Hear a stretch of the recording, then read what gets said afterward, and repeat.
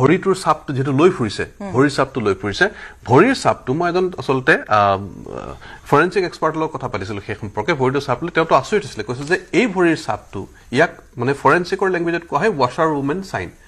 ওয়াশাৰ women সাইনটো হৈছে কি আপুনি যদি বহুত দেৰিলৈকে পানীত থাকে তেতিয়ালে আপোনাৰ হাতত বা তলুৱাত মানে এনেকুৱা ধৰণৰ চাপবিলাক বহিব পাৰে ছাল খুতুৰা খুতুৰ হ'ব পাৰে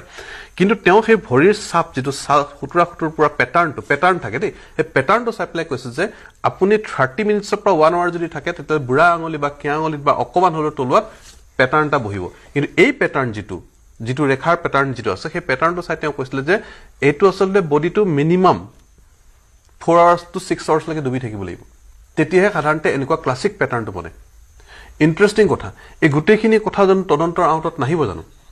গতিকে এইখিনি কথা হয়তো আগতে কোৱা হোৱা নাই এই ওয়াশাৰ ওমেন সাইন যেটো তেওঁৰ ভৰিত দেখা পোৱা গৈছে সেই ভৰিৰ যেটো প্যাটাৰ্ন এই প্যাটাৰ্নটো ষ্টাডি হ'ব